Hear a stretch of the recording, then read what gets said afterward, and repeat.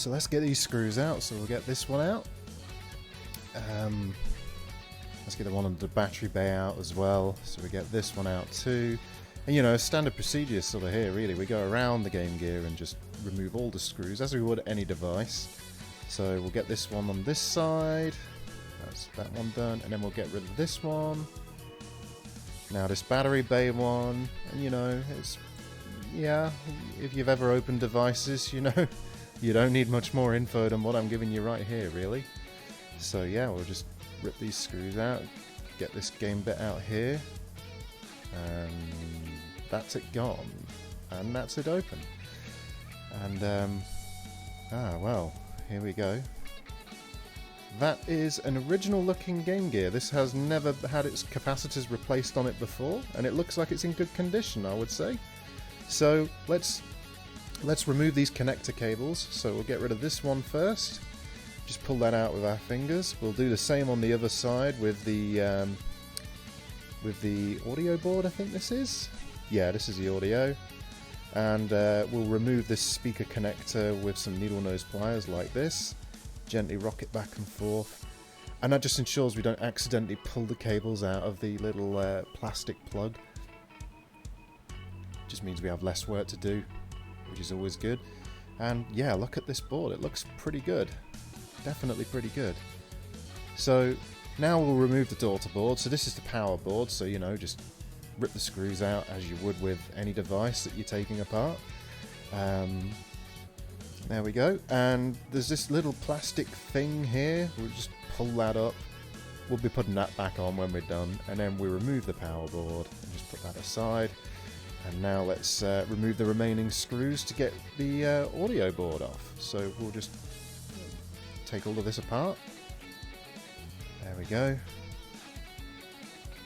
Looking pretty good. And that will allow us to get to the remaining screw on that audio board.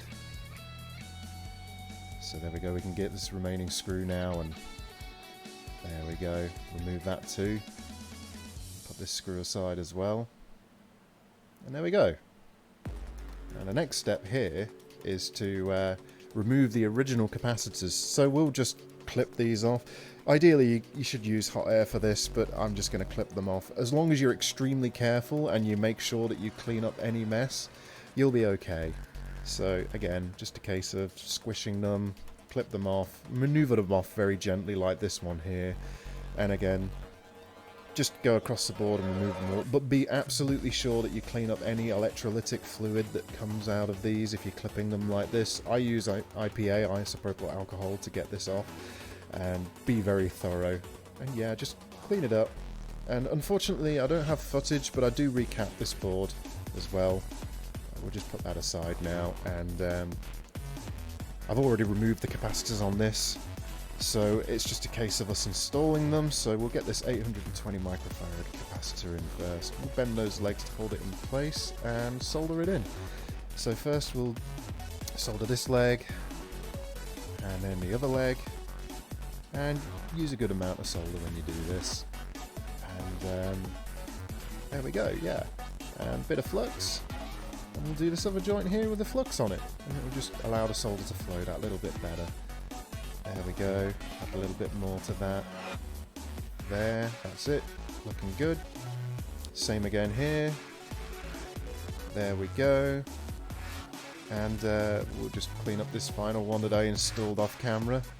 And just snip the capacitor legs to sort of finish up. And you'll notice the brown gunk around, that's just flux, it's not burned.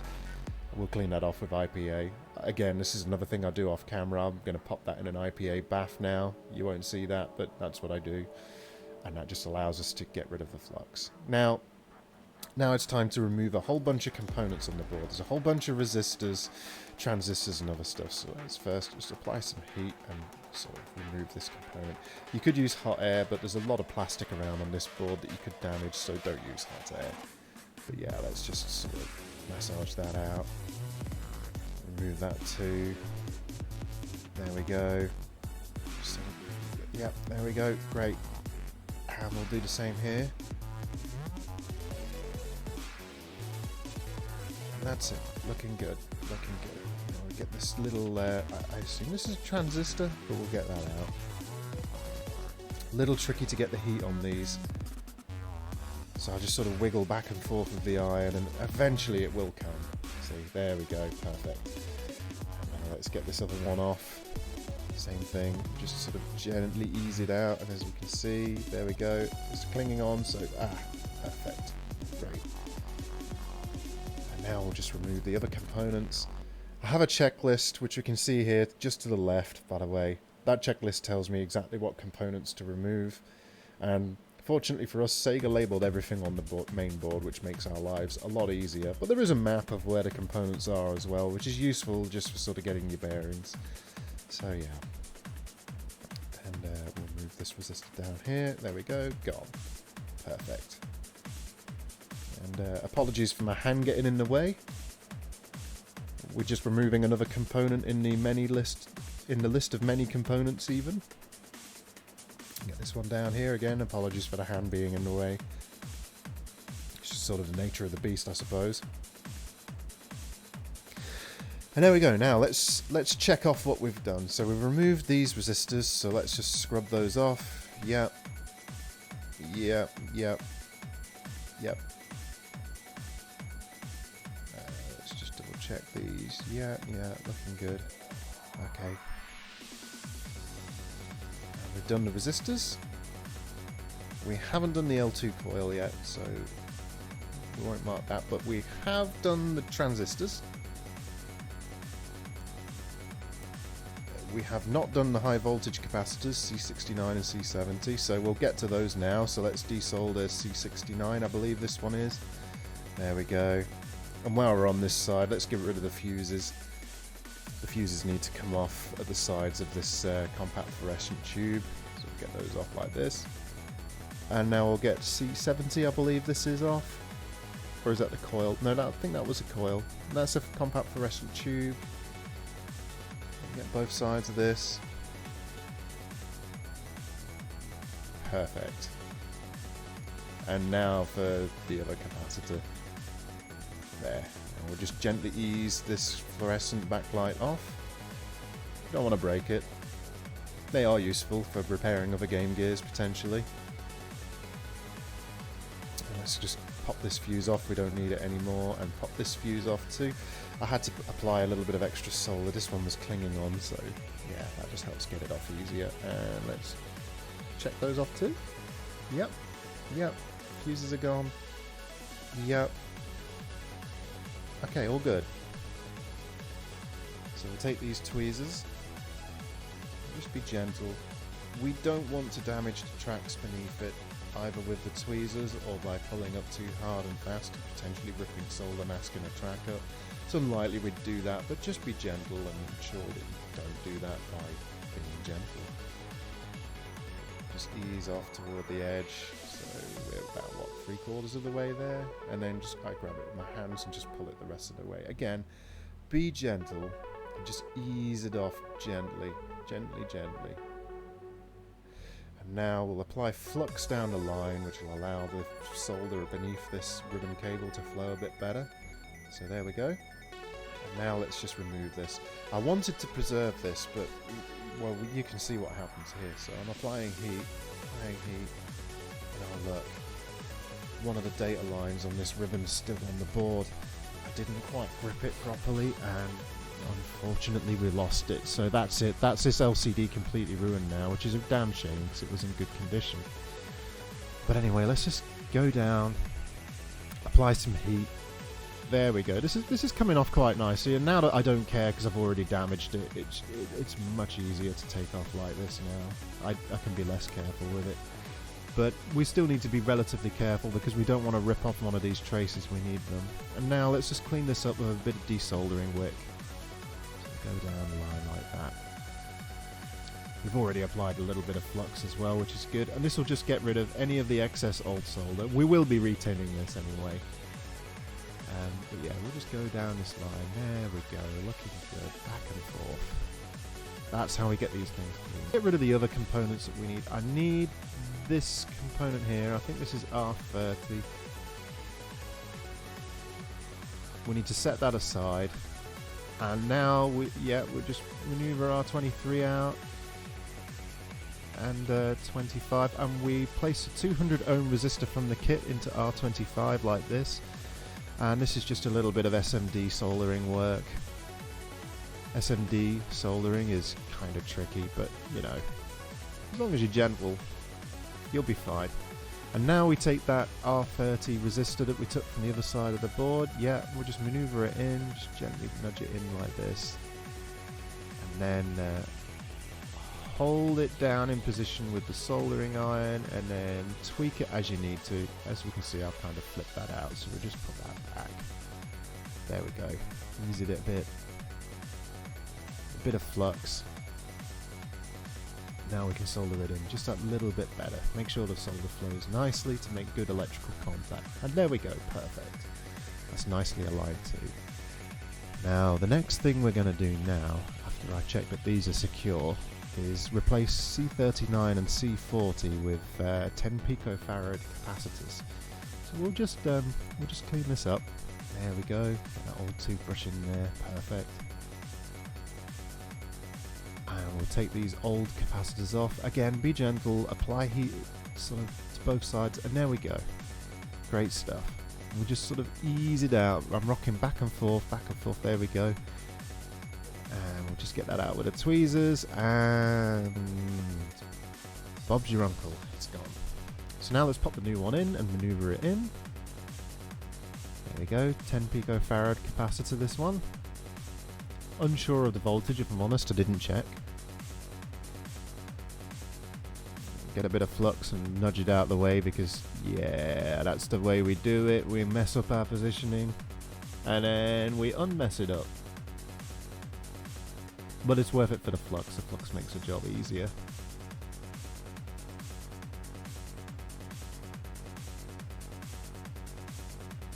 And again, we'll just use the tweezers to maneuver it into position just a bit better. Hold it there and apply some solder, and boom!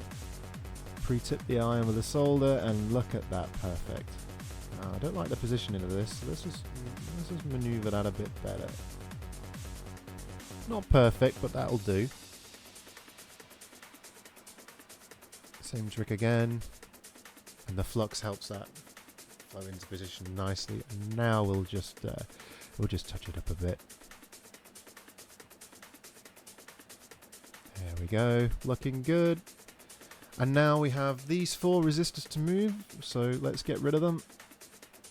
These need to be a 0 ohm bridge, so I don't have any 0 ohm resistors, but we can just use a solder bridge. It's a perfectly valid way to do this. So we'll just rock back and forth, add a bit of extra solder. There we go, that's bridged, that's perfect. And then we'll do the same again, back and forth until we get a nice bridge. We don't want to bridge any of them on either side to each other. We just want to bridge where the resistors were together, like I'm doing. So you can see these nice back and forth motions I'm doing to bridge that together.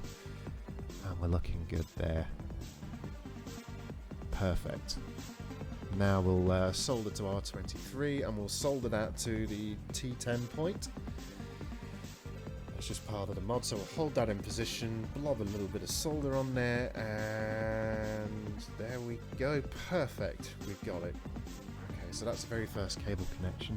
Now we've skipped a bit here, but I've slid the Game Gear mod in place, and now we're just soldering some cables on. Actually, this backlight cable, completely unneeded. But the technique I use here is quite useful. We just use Captain Tape to hold the wire down into position, and then we solder the wire down. You'd need this backlight if you were doing a VGA mod, which maybe I'll do in the future on one of these, but not on this particular one. And what that'll do is switch the backlight off on the Game Gear when it's connected to a VGA cable, and it will basically dim the screen when it's connected to a TV.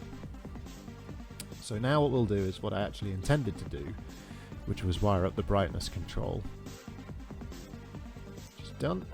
We'll feed those wires through that old fluorescent tube hole that it used to be soldered in, and we'll just sort of route that cable at the back of the LCD display holder there, and we'll come across the other side of the board over to the thumb wheel. You could probably do this on the other side of the board as well, on the main side of the PCB, but I don't do that here. I just come across where the buttons are. I route the cable out of the way of the buttons so it's not going to get in the way. As we can see here, I'm like doing my best. And we get these soldered in. I don't think I captured that. No. Just believe me, they're soldered in. And as we can see here, I've actually got a couple of the buttons soldered in now. And those allow us to switch between different display modes on the custom LCD that we're installing. And that allows us to add things like scan line, change the scaling and so on, and just give it a rather nice look. So, yeah. So let's get the rest of those soldered in now. I've already done button 3 by the look of it, so let's do button 2, I think this is. No, this is button 3. We've already done button 2. Oh, I don't know. Anyway, you just secure these in as you need. There's a diagram with the installation instructions as well, which is nice. And we'll blob a little bit of flux on there. And we'll get that soldered to the bottom of that capacitor.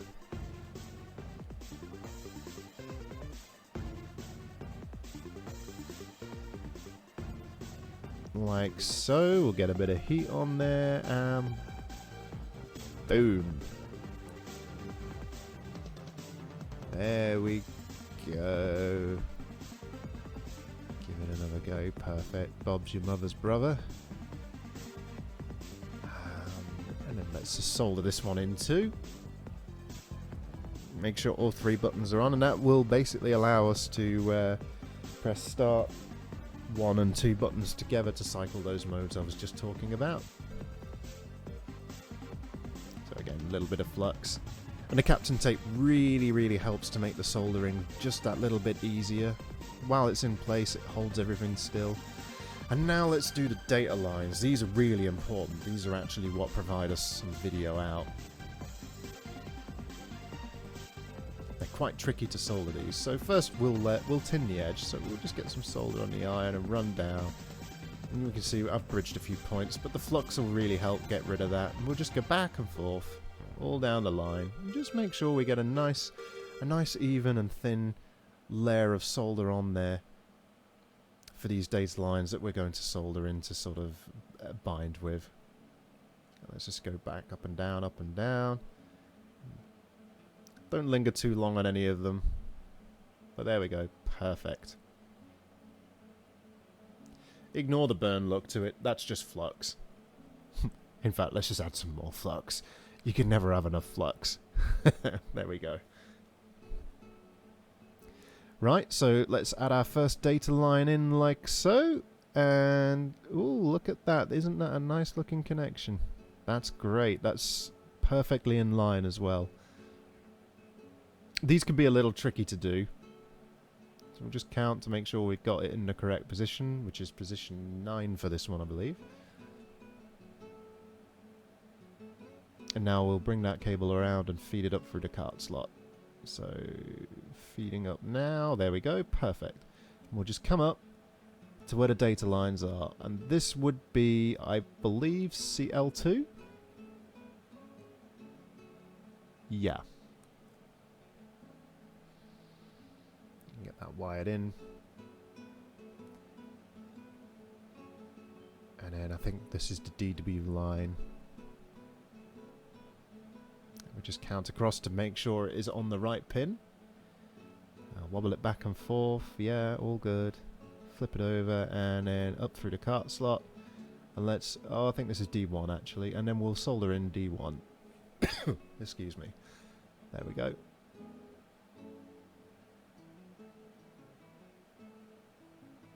Snip that. Yep. We'll trim back some of the insulation layer.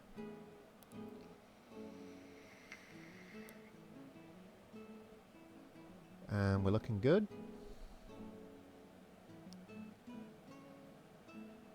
So we'll just trim off a little bit more of that insulation.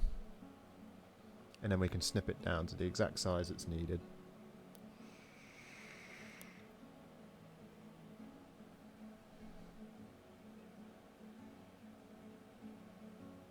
Snippity snip. Let's solder it in. So pop a little bit of Captain tape down to hold that in place too.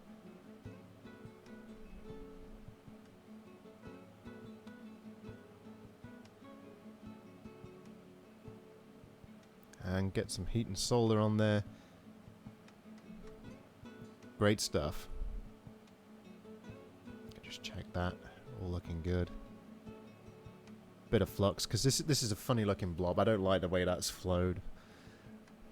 I'll just hold it down, and there we go. That's a much better join now.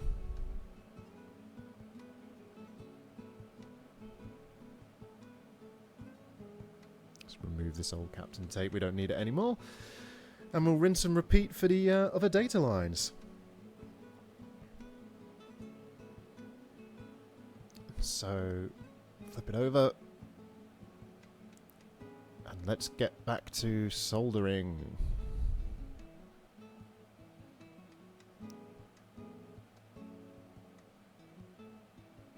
So we'll strip off a bit of that insulation from this next wire.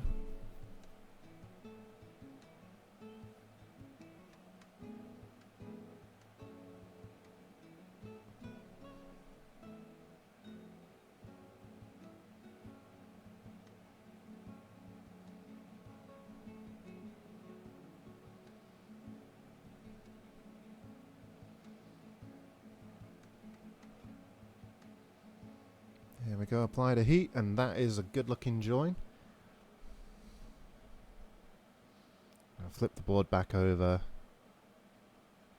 And again, it's just a case of feed this up onto the mod and solder it to the appropriate data line location. It's a little tricky to see. I didn't quite get the positioning of the camera right, but hey, you know, nobody's perfect, right? So let's sort of feed that in. There we go. There we go.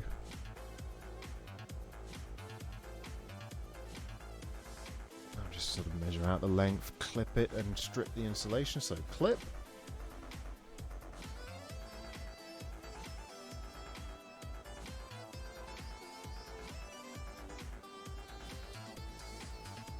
And let's just strip this insulation, and there we go. Clean that up, pop that on there.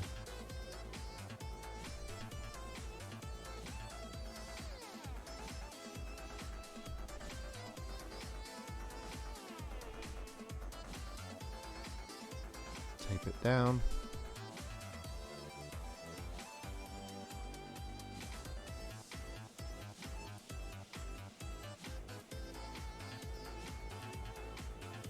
And it's just a repeat of the previous.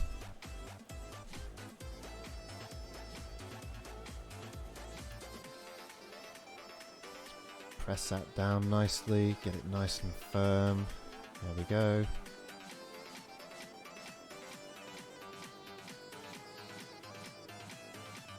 And solder it in. And the job's a good one. A little bit of flux as usual. There we go. Put that flux on there. A little bit of heat. And downward pressure on those tweezers. And there we go. We have another nice join now.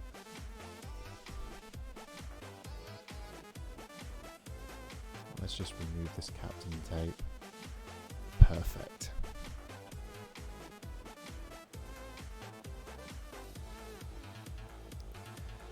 And then it's just a rinse and repeat with these data lines. We'll solder one more. Well, there's actually a few more than one more, but I think I'll demonstrate one more. So this is the next one to go on. Just line that up. Surprisingly tricky, this. And as we can see, I'm on just a bit of an angle and I'm not quite getting it flush. And oh, look at this. Look at this. And then I solder it into, nearly solder it into the wrong position. And oh man. Okay, let's come back and try again. Let's give it a bit of flux, actually. Let's reflow this solder a bit. Make our life just a smidgen easier. There we go. Look at that. That's great. Okay. Now let's try again.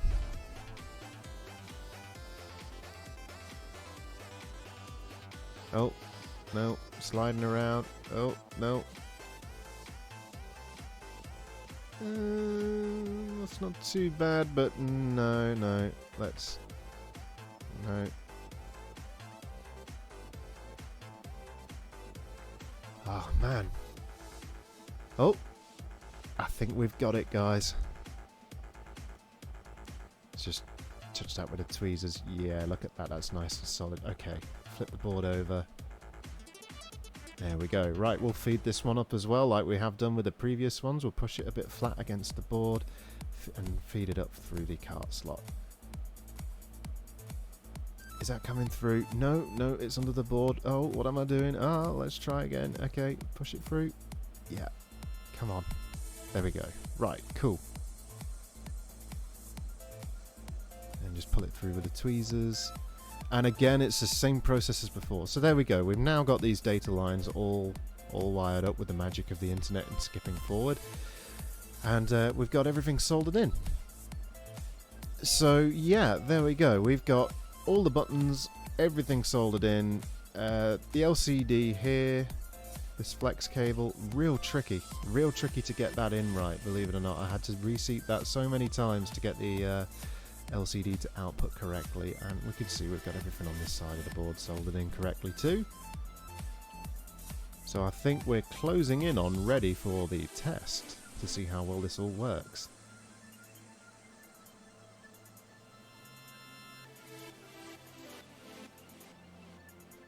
So let's pop Sonic in. There we go. And then switch it on. Oh, we got backlight and we've got blank. That just means we're going to have to pop this damn cartridge in again. Pretty typical of cartridge-based systems from the 80s and 90s, this.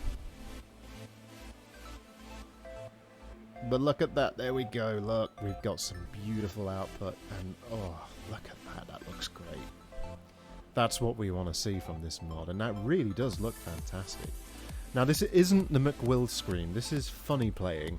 I'm pretty sure it's just a clone of the McWill. It's probably the same LCD on both of the units, to be fair. I wouldn't be surprised if it's a shameless clone of the McWill, but I don't actually know. Anybody out there who does know, if you leave a comment, I'd appreciate it. But they're quite affordable, especially in comparison to the McWill. And they're roughly the same installation procedure, I believe, as well. I think they are shameless clones. But yeah, here we go. Look at it. It looks brilliant. Looks absolutely fantastic. It's a thing of beauty to behold.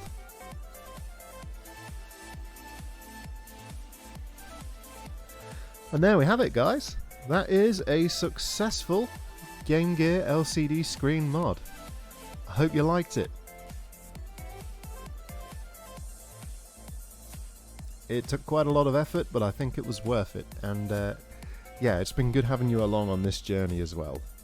And I hope you really enjoy what I've put together. And I guess all we've got left to do now is, well, reassemble the Game Gear. And that should be an interesting little experience, because I know that getting these LCDs aligned perfectly like the originals is really, really awkward. But it was good having you. Bye.